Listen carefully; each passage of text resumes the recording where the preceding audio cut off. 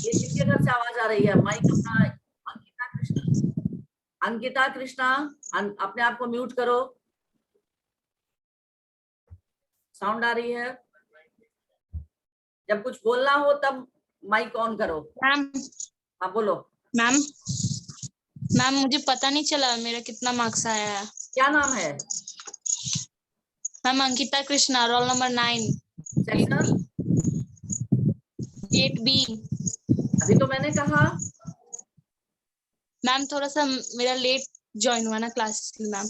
अंकिता कृष्णा, तो मैंने जो भेजा है ग्रुप पर, यस इसका मैम। मतलब तुम ग्रुप नहीं चेक की हो ना? हाँ नो मैम। क्यों? वाई? क्यों नहीं चेक की हो? 9 मार्क्स, कुछ तुम लोग चेक नहीं करते हो ग्रुप पे ना? मैं रात में 11:30 बजे 12 बजे तक चेक करके भेजती हूँ, तुम लोग क्यों नहीं चेक करते हो जी?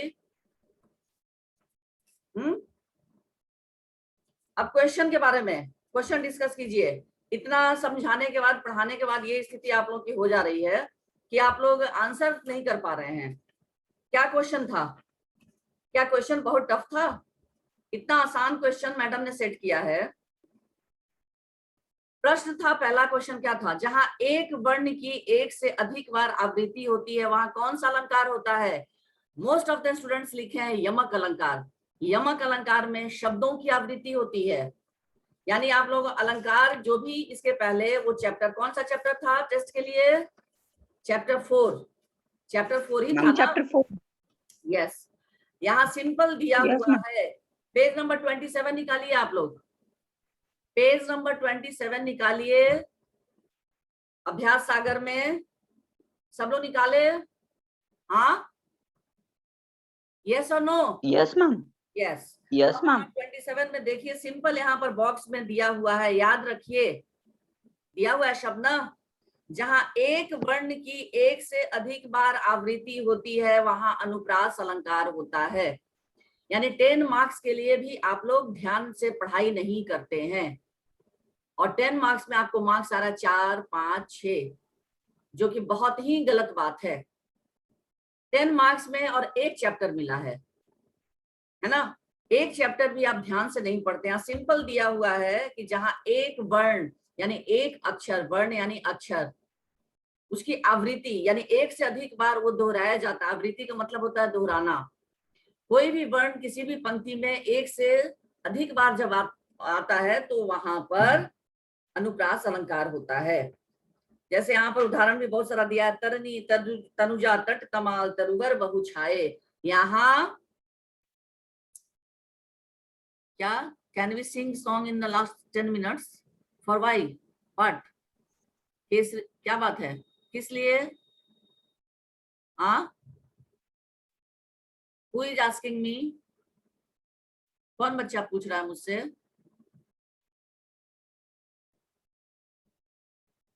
From Anshul Keshari. No, it's time, time जो है फन के लिए नहीं है। It's not a suitable time for your fun. Fun तो तुम लोग पढ़ाई को बनाकर रखी दी हो बच्चों। 10 मार्क्स के लिए इतना पुअर मार्क्स आ रहा है तो तुम लोग को समझ में नहीं आ रहा है कि पढ़ाई ज्यादा जरूरी है। फन ही तो करते हो घर में, जब स्कूल नहीं खुला हुआ है तो फन ही तो कर रहे हो ना। अभी पहले मुझे समझाने दो ये। तो यहाँ पर वर्णों की आवृत्ति जब होती है, और ध्यान रखिए यमक अलंकार में शब्दों की आवृत्ति होती है। आ रही बात समझ में? यमक अलंकार में शब्दों की आवृत्ति होती है। यहाँ यमक तो दिया ही नहीं है, तो फिर आप लोग यमक कहाँ से पढ़ लिए मुझे बताइए। आप लोगों में यहाँ पर सिर्फ यहाँ उपमा अलंकार दिया हुआ है। सबसे पहला दिया हुआ है अनुप्रास अलंकार, उसके बाद दिया हुआ है उपमा अलंकार, उसके बाद दिया है रूपक अलंकार, फिर मानवीकरण अलंकार, है ना? क्या किसी की किताब में यमक भी दिया हुआ है बच्चों? हाँ, नो मैम। No ma'am. ये यमक अलंकार तो लिख दिए। और जब लिखे हो तो यमक अलंकार की परिभाषा मुझसे सुन लो। यमक अलंकार में शब्दों की आवृत्ति होती है। यमक अलंकार में शब्दों की आवृत्ति होती है, और एक शब्द जो है वो दूसरे जगह उसका अर्थ बदल जाता है। जैसे पाकर वह धोती प्रतिदिन उसे धोती, पाकर एक धोती, प्रतिदिन उसे धोती, यानी एक धोती का अर्थ होता है पहनने का वस्त्र जो पुरुष पहनते हैं। धोती समझते हो ना तुम लोग? हाँ, यस मैम। और Yes, ma'am. धोती यानी धोने की क्रिया। धोती, दूसरा जो शब्द है धोती, धोना से बना है धोती, धोने की क्रिया। तो धोती शब्द 2 बार आया है। ओपन योर वीडियो, आप लोग अपना वीडियो ऑन करें। धोने की क्रिया उसको कहते हैं धोती। ओके, तो इसलिए यहाँ यमक अलंकार है। जहां एक शब्द की 2 बार आवृत्ति होती है वहां यमक अलंकार होता है, लेकिन अनुप्रास में वर्णों की आवृत्ति होती है। क्लियर? आई बात समझ में? कृपया पढ़ाई पे ध्यान दें आप लोग। नेक्स्ट है किशोर आम खाता है। ये अकर्मक है या सकर्मक? क्लास 6, 7 में आप लोगों को पढ़ाया गया होगा, 5 में नहीं भी पढ़ाया गया होगा, 6 और 7 में कर्म के बारे में जरूर पढ़ाया गया होगा। पढ़ाया गया है ना, क्रिया, सकर्मक क्रिया और अकर्मक क्रिया। क्रिया के 2 भेद हैं, सकर्मक और अकर्मक। स का मतलब होता है साथ, सकर्मक यानी जिस क्रिया में जहां पर कर्म हो वहां सकर्मक, और जहां अकर्मक यहाँ जहां कर्म ना हो। और इसकी पहचान के लिए सबसे आसान तरीका है प्रश्न पूछना। प्रश्न पूछकर, यहाँ पर जैसे किशोर आम खाता है, क्या लगाकर प्रश्न पूछने पर यदि उत्तर मिल जाता है तो क्रिया सकर्मक है। क्या लगाकर प्रश्न पूछने पर यदि उत्तर नहीं मिलता है तो क्रिया अकर्मक है। सिंपल क्रिया की पहचान, ये तरीका मैं आप लोगों को बता रही हूँ। सिर्फ क्या लगाकर प्रश्न पूछा जाए। अब जैसे किशोर रोता है, मुझे जवाब दीजिएगा आप लोग, ध्यान से सुनिए। किशोर रोता है, अगर आप लोग क्या लगाकर प्रश्न पूछेंगे कि किशोर क्या रोता है, उत्तर मिल रहा है? No ma'am. नहीं। तो ये कौन सी क्रिया हुई? अकर्मक क्रिया। अकर्मक, क्योंकि यहाँ कर्म नहीं है। किशोर दौड़ता है, प्रश्न पूछिए किशोर क्या दौड़ता है, उत्तर मिला? No ma'am. उत्तर मिला? No ma'am. नहीं। ये कौन चैटिंग कर रहा है कि तुम कल भी पूछी थी? हुई चैटिंग कौन कर रहा है बच्चा? ये मैम वो गलती से चला गया। मैम वो गलती से चला गया। मैम एक मैम क्वेश्चन पूछ रही थी फ्रेंड, मैम वही बता रहे थे आपस उसको। में मैम आपसे नहीं करना है। सब लोग वीडियो ऑन करो। आपस में किसी तरह की बात नहीं होनी चाहिए। अभी जब मैं पढ़ा रही हूँ आपस में बात नहीं करो। ड्यूरिंग स्टडी, ड्यूरिंग पढ़ाने के समय किसी भी तरह की कोई चैटिंग नहीं होनी चाहिए। पढ़ाने के बाद जितना चैटिंग करना है, जितना बात करना है करना, लेकिन पढ़ाने के वक्त नहीं। सब गंदी आदतें क्लास 8 के बच्चे पाल कर रखे हैं, both sections 8 and B. Indiscipline activity नहीं होनी चाहिए। मैं बार बार आप लोगों को बता दे रही हूँ, this is first and last warning. पढ़ाने के बाद किसी भी तरह की indiscipline activity I don't like. सिर्फ पढ़ाई में सिंसियरिटी, और पढ़ाने के वक्त सिर्फ पढ़ना है, नथिंग एल्स। तो किशोर आम खाता है, यहाँ अगर प्रश्न पूछा जाए क्या खाता है, उत्तर मिल रहा है? Yes ma'am. क्या उत्तर मिला? आम। आम। तो आम यहाँ कर्म हुआ। कर्म यानी ऑब्जेक्ट, है ना? और किशोर क्या हो गया? किशोर व्याकरण की दृष्टि से क्या है, कहा जाएगा किशोर को? बताइए व्याकरण। हाँ, स्पीक लाउडली। किशोर व्याकरण की दृष्टि से क्या है? हाँ, किसी को समझ में नहीं आ रहा है? व्यक्तिवाचक संज्ञा, कर्म को करने वाला। यस। एक बच्चा जवाब देगा तो पीछे से तो फिर सारे जवाब आने शुरू ही हो जाएंगे सुन सुनकर। अपने से पहले से कोई नहीं बोलेगा, है ना? और एक बच्चा जहां बोलेगा कि दूसरा उसको समर्थन में सब खड़े हो जाएंगे। किशोर व्यक्तिवाचक संज्ञा, और कर्ता भी इसको कहेंगे, सब्जेक्ट भी कहेंगे, कहेंगे ना। किसी वाक्य में आम खाने का काम कौन कर रहा है? आम किशोर। खाने का काम कौन कर रहा है? किशोर। किशोर। तो किशोर यहाँ क्या कहा जाएगा वाक्य में? मैम करता। कर्ता, यानी इंग्लिश में जिसको कहते हैं सब्जेक्ट। ओके, बात समझ में आई? हाँ, यस यस मैम। सब्जेक्ट हो गया कर्ता, किशोर यहाँ हो गया कर्ता। आम खाने का काम किशोर कर रहा है। और आम हो गया यहाँ पर कर्म, यानी ऑब्जेक्ट। इंग्लिश में भी तुम लोग पढ़े हो सब्जेक्ट ऑब्जेक्ट, पढ़े हो ना? Yes ma'am. और खाता है, इसको क्या कहेंगे? खाता। verb, खाता क्रिया मैम। क्रिया। क्रिया। यस, खाता जो है वो क्रिया। और है को क्या कहेंगे? वाक्य में है। सहायक क्रिया। यस, वेरी गुड, सहायक क्रिया। कौन जवाब दे रहा है बच्चा? मैम रोहित कुमार। हाँ, यस। चलिए वीडियो ऑन कीजिए अपना आप लोग। एक बच्चा सिर्फ सौर्यम राज ऑन करके बैठा है, बाकी सब सोच रहे हैं कि कहीं जवाब देना पड़ जाए। आरोही आ गई है, आरोही, आरोही यादव। Yes ma'am. इस बार तुमने कोई तैयारी नहीं की थी टेस्ट की? Your marks is so poor. No ma'am. 10 number में तुम लोग को 6 और 7 आ रहा है। क्या सब लोग बहुत खुश हो इस नंबर से? Are you happy all of you? No ma'am.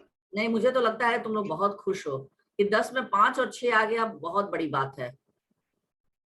हाँ, 10 में 10 किसी को नहीं आ रहा है, 2 और 4 बच्चों को ही आ रहा है। इसका मतलब 2-4 बच्चे ही पढ़ रहे हैं। इसलिए साफ जाहिर यही होता है कि सिर्फ 2-4 बच्चे ही पढ़ रहे हैं जिनको 10 मार्क्स आ रहा है या किसी तरह से 9 मार्क्स आ रहा है। बाकी बच्चे जो है नहीं पढ़ रहे हैं। अगली बार से इस तरह का मार्क्स कतई नहीं आना चाहिए। 10 में 10 सबको आना चाहिए।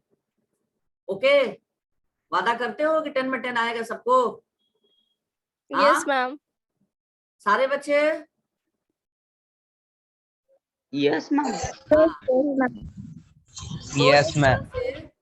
किशोर आम खाता है, इस वाक्य में किशोर हो गया कर्ता, आम हो गया कर्म, खाता हो गया क्रिया, और है सहायक क्रिया, जिसको इंग्लिश में ऑक्सिलरी वर्ब कहते हैं ना? हाँ ma'am helping verb. Yes ma'am. Next है कि गर्मी का वृक्षों पर क्या असर पड़ा। गर्मी का, यानी दोपहरी पाठ में स्पष्ट दिया हुआ है, जब बहुत तेज गर्मी पड़ती है, या ये पाठ के हिसाब से कहिए या ऐसे भी कि बहुत जब तेज गर्मी पड़ती है तो क्या होता है? पेड़ों के पत्ते जो है, सबसे तो पहले पाठ पर के हिसाब से ध्यान दीजिए, छाह जली थी पेड़ों की भी। आप अगर कविता की पंक्तियों को ध्यान देंगे तो अर्थ बिल्कुल स्पष्ट हो जाएगा। छाह जली थी पेड़ों की भी, यानी गर्मी के कारण, चिलचिलाती धूप के कारण पेड़ के पत्ते जो छाया देने का काम करते हैं, उनकी छाया भी जल गई थी प्रचंड गर्मी के कारण। बच्चे वीडियो क्यों नहीं आप लोग ऑन कर रहे हैं?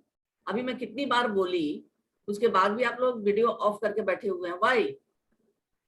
हाँ, बीच बीच में ऑन करते रहिए, लगातार नहीं तो कम से कम कुछ समय के लिए भी ऑन कीजिए, ताकि मैं देखूं कि आप लोग क्लास कर रहे हैं या चैटिंग कर रहे हैं। पता तो चलना चाहिए ना। हाँ, ओपन योर वीडियो। हाँ, बाकी बच्चों का क्यों ऑफ है? ऑन करो। हाँ, तो पेड़ों के पत्ते, पेड़ों के छाया भी झुलस गई थी, जल गई थी, और पत्ते भी झुलस गए थे। यानी तेज गर्मी के कारण सूर्य की किरणें इतनी तीखी थी कि जिन पेड़ों का काम था लोगों को छाया प्रदान करना, शीतलता प्रदान करना, वो भी जल चुके थे और पत्ते भी झुलस गए थे और वृक्ष जो है कंकाल के समान लंबे लंबे बड़े बड़े वृक्ष ऐसे प्रतीत हो रहे थे। किसी भी वृक्ष की शोभा क्या होती है बच्चों? फल, फूल और पत्ते। उनमें हरियाली कब रहती है? जब उसके पूरे पत्ते हरे भरे रहते हैं, फल और फूल से पेड़ लदा रहता है, तब वो पेड़ देखकर खूबसूरत प्रतीत होता है और ऐसा लगता है कि उसने हरे रंग के वस्त्र धारण किए हैं और उसके फल जो हैं चाहे वो लाल हो चाहे पीले हो, तो लाल, पीला, हरा, ये सारे जो रंग बिरंगा जो पेड़ के जो पत्तों और पत्ते का जो रंग होता है और फल और फूलों का रंग, इनसे पेड़ बहुत खूबसूरत प्रतीत होता है देखने में और लगता है कि उसने ढेर सारे रंग बिरंगे वस्त्रों को धारण कर लिया। क्या ऐसा लगता है कि नहीं? हाँ, लगता है ना? Yes ma'am. हम किसी पेड़ को देखते हैं, आप लोग जब रास्ते में जाते होंगे तो देखते होंगे बड़े बड़े विशाल विशाल वृक्ष, जो उनके पत्ते हरे हरे और उनमें जो फूल लगते हैं लाल हुए, कुछ फूल लाल होते हैं, कुछ सफेद होते हैं, कुछ पीले होते हैं। इन सबको देखकर मन बहुत आनंदित हो जाता है और ऐसा लगता है कि उस पेड़ को देखते रहें। ठीक है, लेकिन गर्मी के समय में पेड़ों की स्थिति बहुत ही दयनीय हो जाती है। छाया देने का काम जो पेड़ करते हैं, उनकी छाया भी जल जाती है, उनके पत्ते जो हैं झुलस कर सूख जाते हैं और पेड़ों से नीचे गिर जाते हैं और इस तरह के जो पेड़ हैं उनको देखकर ऐसा लगता है कि मानो वे कंकाल के समान एकदम खड़े हैं, क्योंकि उनकी पत्तियां झड़ चुकी रहती हैं। सिर्फ ठूठ ठूठ पेड़ कहते हैं, ऐसे पेड़ को कहते हैं ठूठ, ठूठा पेड़, जिनमें न पत्ते होते हैं न शाखाएं, शाखाएं भी रहती हैं एकदम सूखी, डालियां एकदम सूखी सूखी।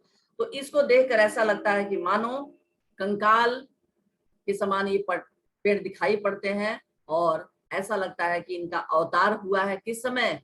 अकाल में, यानी अकाल के समय में इनका अवतार हुआ है। अवतार लेना मतलब जन्म लेना, यानी अकाल के सूचक के रूप में ये पेड़ जो है ठूठा पेड़, पत्तियों से विहीन, फल फूलों से विहीन, ये पत्ते पेड़ जो है एकदम कंकाल के समान दिखाई पड़ते हैं। समझ में आई बात?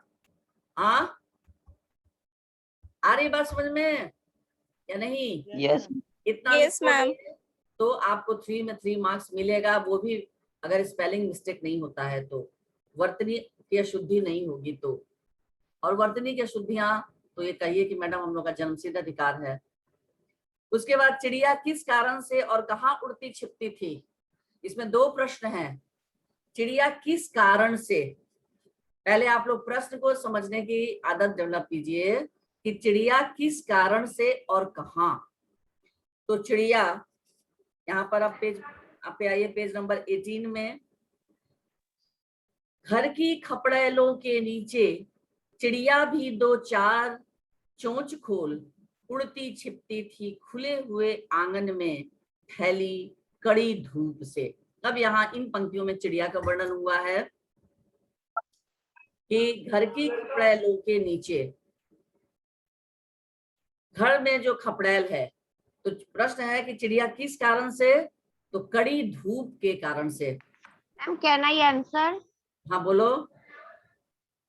चिड़िया घर के आंगन में फैली कड़ी धूप से हाँ, घर के खपड़ेलों के नीचे उड़ती छिपती थी। हाँ, गुड आंसर।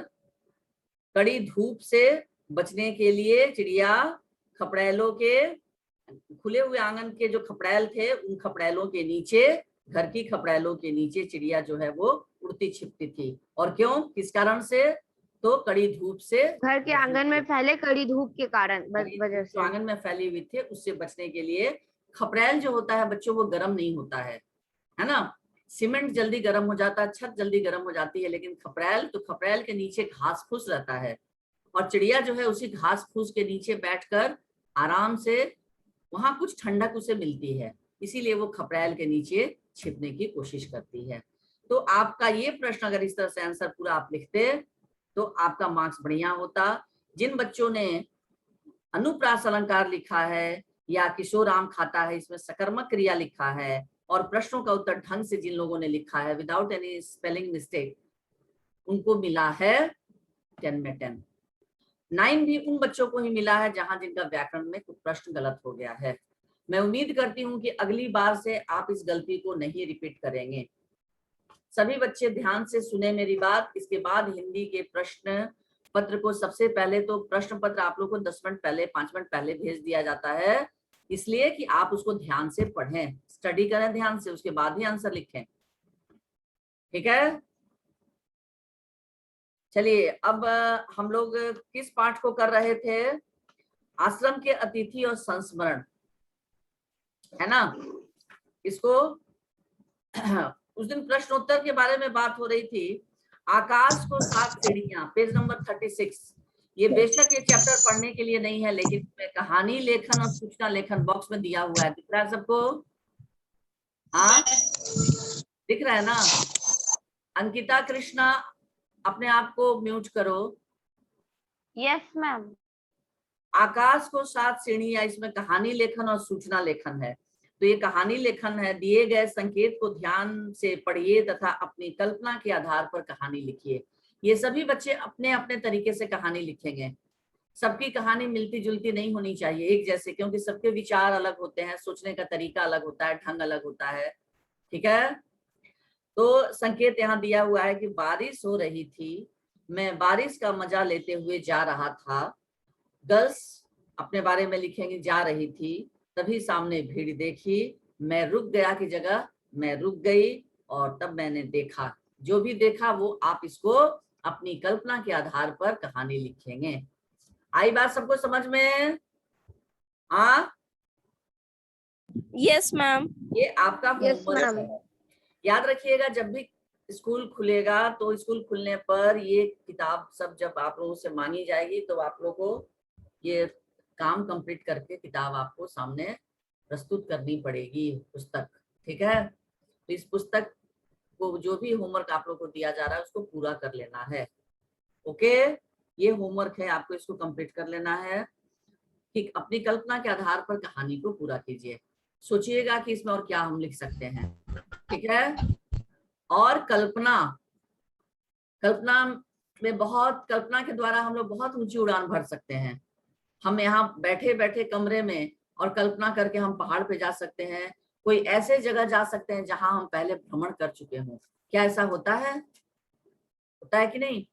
मान लीजिए आप 2 वर्ष पहले अगर किसी पर्यटक स्थल पे घूमने गई हैं, किसी मंदिर के दर्शन करने गई हैं, या किसी हिल स्टेशन पर आप लोग गए हैं, कभी भी गर्मियों की छुट्टियों में। अभी तो 2 साल से बच्चे जा ही नहीं रहे हैं, ना पेरेंट्स कहीं निकल रहे हैं कोरोना की वजह से, इस महामारी की वजह से। तो आप जब घर में बैठ कर सोचिएगा तो तुरंत एक क्षण में आपका मन जो है उस जगह पर पहुंच जाएगा। ऐसा होता है कि नहीं? हाँ बताइए। Yes ma'am. होता है ना। तो कल्पना की ऊंची उड़ान के द्वारा कोई भी मनुष्य कहीं भी जा सकता है। उसके लिए ना टिकट की जरूरत है, ना होटल बुक करने की जरूरत है, ना किसी कार की जरूरत है ना। कल्पना की ऊंची उड़ान के द्वारा हम कहीं से कहीं पहुंच सकते हैं। तो ये यहाँ आपको कल्पना के आधार पर ही इस कहानी को पूरा करना है। कर लोगे सब लोग? हाँ, यस मैम। इसको कर लेना है। Yes. नेक्स्ट है क्वेश्चन नंबर 2। आपके विद्यालय में एस्ट्रोनॉमी क्लब शुरू किया जा रहा है। एस्ट्रोनॉमी का क्या मतलब होता है बच्चों? हाँ, The study of celestial ब्रह्मांड। body. यस, ब्रह्मांड से जुड़ी हुई पढ़ाई। हाँ, एस्ट्रोनॉमी यानी आसमान में, आकाश में जो भी आकाशीय जो मंडल है ना, उस आकाशीय मंडल में जाकर वहां की सारी चीजों को पता करना, तारे, नक्षत्र, ग्रह।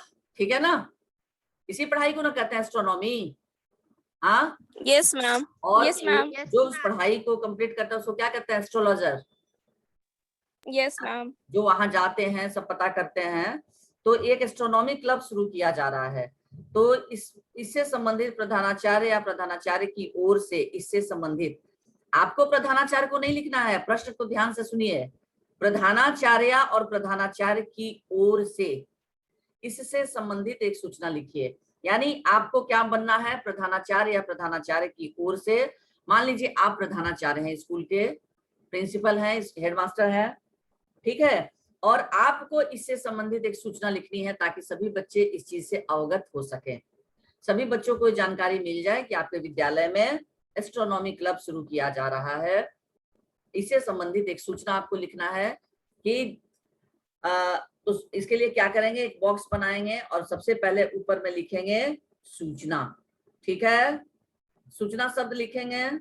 सूचना शब्द लिखने के बाद क्या लिखेंगे, लेफ्ट साइड में दिनांक दिया जाता है ना।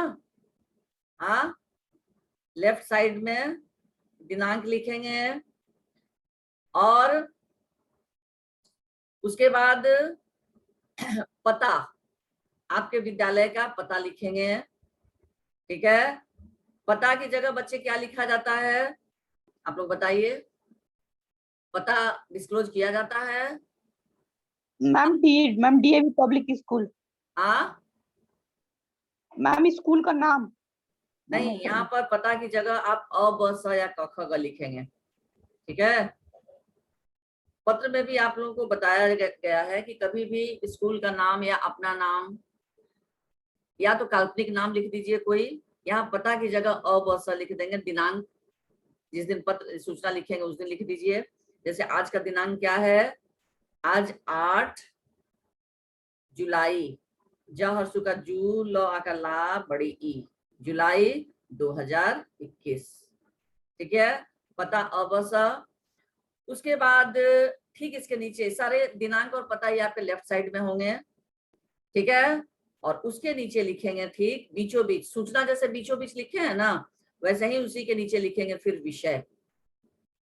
यानी आप जो ये सूचना लिख रहे हैं इसका विषय क्या है, तो विषय शब्द फिर बीचों बीच लिखेंगे और तब उसके बाद लिखेंगे, अब अपने आप को प्रधानाचार्य मानते हुए, कि हमारे विद्यालय में एस्ट्रोनॉमी क्लब की शुरुआत की जा रही है। ठीक है, और सबसे तो पहले लिखेंगे कि एस्ट्रोनॉमी शब्द है क्या। ठीक है, और इस से संबंधित एक क्लब की शुरुआत की जा रही है। जिन बच्चों को इसमें आकाशीय नक्षत्र, ग्रह, तारे, इनसे संबंधित एस्ट्रोनॉमी क्लब की शुरुआत की जा रही है, जिन बच्चों को इसमें रुचि है वे अपना नाम अपने विद्यालय, अपने वर्ग अध्यापिका या वर्ग अध्यापक को दे सकते हैं, लिखकर दे सकते हैं, जिन बच्चों को इसमें रुचि है। ठीक है, पूर्ण विराम। मासिक शुल्क सिर्फ 100 रुपए। ठीक है, जो भी इस क्लब के सदस्य बनना चाहते हैं, क्लब में क्या होता है, सदस्यता, मेंबर बनना होता है ना, मेंबरशिप ली जाती है ना, ये आप लोगों को पता है ना। हाँ, Yes, ma'am. हाँ, तो जिन बच्चों को इस क्लब के जो बच्चे सदस्य बनना चाहते हैं वे 100 रुपए रजिस्ट्रेशन के लिए, नामांकन के लिए, रजिस्ट्रेशन का हिंदी क्या होता है, नामांकन। अब नामांकन के लिए सिर्फ 100 रुपए जमा करेंगे और ये 100 रुपए अपने वर्ग अध्यापिका के पास जमा कर देंगे, अपना नाम लिखवा देंगे इस क्लब की सदस्यता ग्रहण करने के लिए। ठीक है, और जब सभी बच्चे करना है, क्या हुआ मैम ये कब करना है? से लाउडली, स्पीक लाउडली, नहीं सुन पा रहे हैं क्या बोल रही हो। आवाज क्लियर नहीं आ रही है बेटा, साफ बोलो, थोड़ा जोर से बोलो। कब करना है? इस तरह से इसको लिखेंगे और नीचे लिखेंगे पद, फिर सूचना जैसे बीच में 2-3 पंक्ति में हो गया ना, फिर नीचे पद लिखा जाता है। पद, पद, पद लिखकर डैश। ये पद लिखने वाला किसकी तरफ से सूचना है बच्चों, ये सूचना किसकी तरफ से है बताइए। Headmaster. तो प्रधानाचार्य। प्रधानाचार्य, पद की जगह आप लिखेंगे प्रधानाचार्य। ठीक है, पद हो गया प्रधानाचार्य और नीचे ठीक उसके नीचे नाम, प्रधानाचार्य का नाम भी होना चाहिए। पद में हो गया प्रधानाचार्य, नाम की जगह बच्चों हमेशा आप लोग कोशिश कीजिए अ ब स या क ख ग लिखने का। यहाँ पर लिख देंगे क ख ग। ठीक है, आ रही बात समझ में? ये क ख ग या अ ब स लिखना गलत नहीं होता है, इस पर